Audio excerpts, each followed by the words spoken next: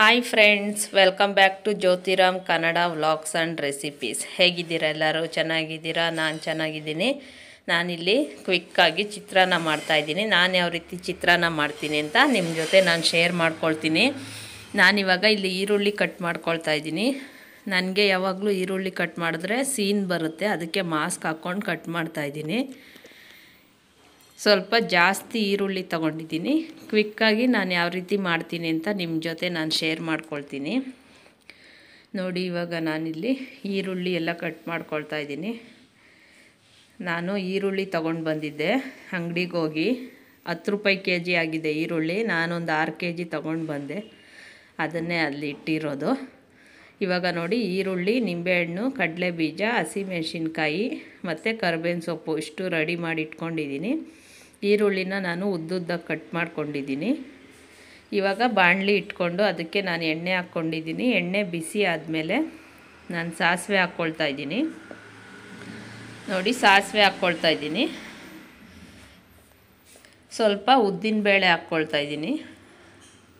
ಕಡಲೆಬೇಳೆ ಇಷ್ಟ ಇರೋರು ಕಡಲೆಬೇಳೆ ಹಾಕ್ಕೋಬೋದು. ನಾನಿಲ್ಲಿ ಕಡಲೆಬೇಳೆ ಹಾಕ್ತಾಯಿಲ್ಲ, ಬರೀ ಸಾಸಿವೆ, ಉದ್ದಿನಬೇಳೆ ಮತ್ತು ಕಡಲೆಬೀಜ ಹಾಕ್ತಾಯಿದ್ದೀನಿ. ಯಾರೆಲ್ಲ ನನ್ನ ಚಾನಲ್ನ ಫಸ್ಟ್ ಟೈಮ್ ನೋಡ್ತಾ ಇದ್ದೀರೋ ಪ್ಲೀಸ್ ಸಬ್ಸ್ಕ್ರೈಬ್ ಮಾಡ್ಕೊಂಡು ನೋಡಿ, ಮತ್ತು ಪಕ್ಕದಲ್ಲೇ ಕಾಣೋ ಬೆಲ್ ಐಕನ್ನ ಪ್ರೆಸ್ ಮಾಡಿ. ನಾನು ಯಾವುದೇ ಒಂದು ವಿಡಿಯೋ ಹಾಕಿದ್ರೂ ಅದ್ರ ನೋಟಿಫಿಕೇಷನ್ ನಿಮಗೆ ಬರುತ್ತೆ. ಇವಾಗ ನೋಡಿ, ಕಡಲೆಬೀಜ ಚೆನ್ನಾಗಿ ಫ್ರೈ ಆದಮೇಲೆ ಹಸಿಮೆಣಸಿನ್ಕಾಯಿ, ಕರಿಬೇವಿನ ಸೊಪ್ಪು ಮತ್ತು ಈರುಳ್ಳಿ ಇಷ್ಟು ಹಾಕ್ಕೊಳ್ತಾ ಇದ್ದೀನಿ. ಇದನ್ನು ಚೆನ್ನಾಗಿ ಎಣ್ಣೆಯಲ್ಲಿ ಫ್ರೈ ಮಾಡ್ಕೋಬೇಕು. ಈರುಳ್ಳಿನ ಸ್ವಲ್ಪ ಜಾಸ್ತಿ ತೊಗೋಬೇಕು, ಖಾರಕ್ಕೆ ಎಷ್ಟು ಬೇಕೋ ಅಷ್ಟು ಹಸಿಮೆಣಸಿನ್ಕಾಯಿ ತೊಗೋಬೋದು.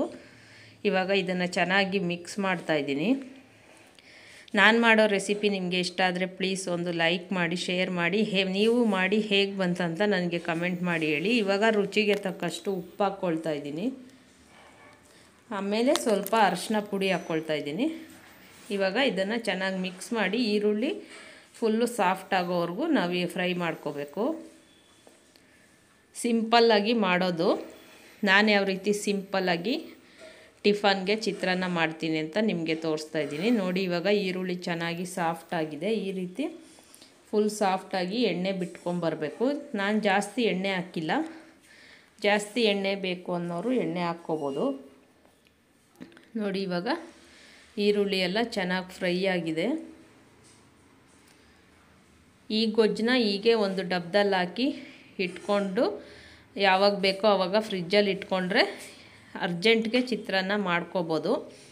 ಆ ಗೊಜ್ಜು ಕಲಸಿ ಮೇಲ್ಗಡೆ ನಿಂಬೆಹಣ್ಣು, ಕೊತ್ತಂಬರಿ ಸೊಪ್ಪು ಹಾಕ್ಕೊಂಡ್ರೆ ಚಿತ್ರಾನ್ನ ರೆಡಿ ಆಗುತ್ತೆ. ಆ ರೀತಿನೂ ಮಾಡಿ ಇಟ್ಕೋಬೋದು. ನೋಡಿ, ಇವಾಗ ನಾನಿಲ್ಲಿ ಕೊತ್ತಂಬರಿ ಸೊಪ್ಪು ಹಾಕ್ತಾಯಿದ್ದೀನಿ, ಸಣ್ಣದಾಗಿ ಕಟ್ ಮಾಡಿರೋದು. ಮತ್ತು ಒಂದು ನಿಂಬೆಹಣ್ಣ ಹಿಂಡ್ಬಿಟ್ಟು ಅದು ರಸ ಹಾಕ್ಕೊಳ್ತಾ ಇದ್ದೀನಿ. ನಾವು ಈ ರೀತಿ ಗೊಜ್ಜು ಸ್ಟೋರ್ ಮಾಡಬೇಕು ಅಂದರೆ ನಿಂಬೆಹಣ್ಣು, ಕೊತ್ತಂಬರಿ ಸೊಪ್ಪು ಹಾಕಬಾರ್ದು.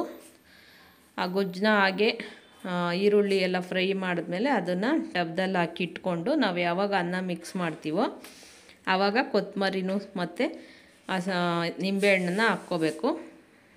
ಇವಾಗ ನೋಡಿ, ಗೊಜ್ಜು ರೆಡಿಯಾಗಿದೆ. ಇವಾಗ ನಾನಿಲ್ಲಿ ಅನ್ನ ಕಲಿಸ್ತಾ ಇದ್ದೀನಿ. ತುಂಬ ಅಂದರೆ ತುಂಬ ಚೆನ್ನಾಗಿರುತ್ತೆ. ನಾನು ಈ ಚಿತ್ರಾನ್ನಕ್ಕೆ ಚಟ್ನಿ ಕೂಡ ಮಾಡಿದ್ದೆ, ಅದನ್ನೇ ನಾನು ನಿಮ್ಮ ಜೊತೆ ಶೇರ್ ಮಾಡಿಲ್ಲ. ನೋಡಿ, ಚಿತ್ರಾನ್ನ ಚಟ್ನಿ ರೆಡಿ ಆಯಿತು. ಒಳ್ಳೆ ಕಾಂಬಿನೇಷನು, ತುಂಬ ಚೆನ್ನಾಗಿರುತ್ತೆ. ಸಿಂಪಲ್ಲಾಗಿದ್ದರೂ ಸಖತ್ತಾಗಿರುತ್ತೆ. ಓಕೆ ಫ್ರೆಂಡ್ಸ್, ಇವತ್ತಿನ ರೆಸಿಪಿ ನಾನು ನಿಮಗೆ ಶೇರ್ ಮಾಡಿದ್ದೀನಿ. ನಾನು ನಿಮಗೆ ಸಿಗ್ತೀನಿ ಮುಂದಿನ ರೆಸಿಪಿಲಿ. ಅಲ್ಲಿವರೆಗೂ ಟೇಕ್ ಕೇರ್, ಬಾಯ್ ಬಾಯ್.